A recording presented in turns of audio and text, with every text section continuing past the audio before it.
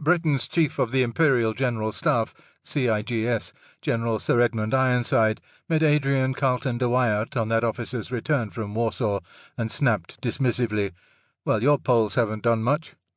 This assertion reflected the frustration of British and French hopes that the Polish army would inflict sufficient injury upon the Wehrmacht to alleviate the Western Allies' need to do so.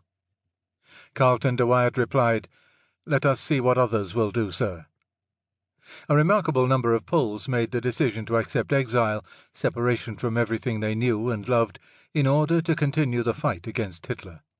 Some 150,000 made their way westwards, often after memorable odysseys. This was by far the largest voluntary exodus from any of the nations eventually overrun by Germany, and reflected the Poles' passion to sustain their struggle.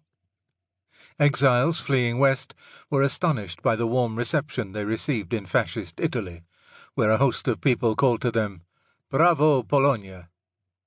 Before quitting his home airfield, the fighter instructor, Witold Urbanowitz, gave a radio and his silk shirts to the woman cleaner of his quarters, and his formal evening dress to the porter, then set off by bus with his cadets down the road to Romania.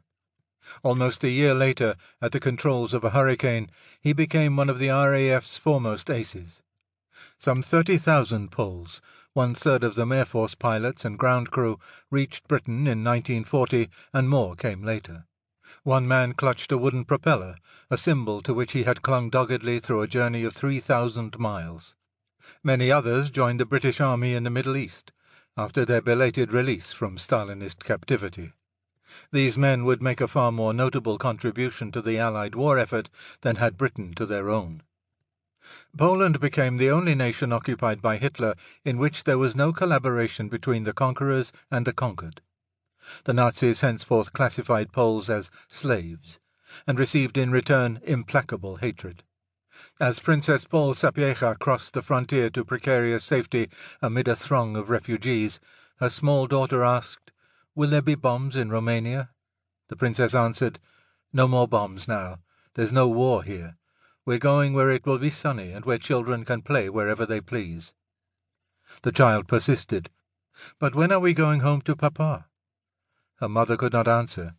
Soon there would be scarcely a corner of Europe that offered safe haven to either children or adults. Hitler had committed himself to conquer Poland, but as so often he had no clear plan for what should follow. Only when it became plain that Stalin welcomed the country's extinction did Germany's ruler decide to annex Western Poland. Before the war, Nazis liked to dismiss Poland as a Zwischenstaat, a temporary state. Now it would cease to be any state at all. Hitler became master of lands containing 15 million Poles, 2 million Jews, 1 million ethnic Germans, and 2 million other minorities. Among his foremost characteristics was a reflexive hatred of all those who opposed his will. This soon manifested itself against the Poles, and especially, of course, against their Jews. One day in Łódź, soon after the occupation began, Szmulek Goldberg was returning from work when he encountered chaos in the streets. People were running wildly in every direction. Somebody stopped and grabbed my sleeve. "Hide, hide," he shrieked. "The Germans are capturing Jews at gunpoint and taking them away on trucks." He watched trucks drive past, loaded with captives, a first earnest of Hitler's designs upon his race. Within weeks of Poland's conquest, the first few thousand of its Jewish citizens had been murdered.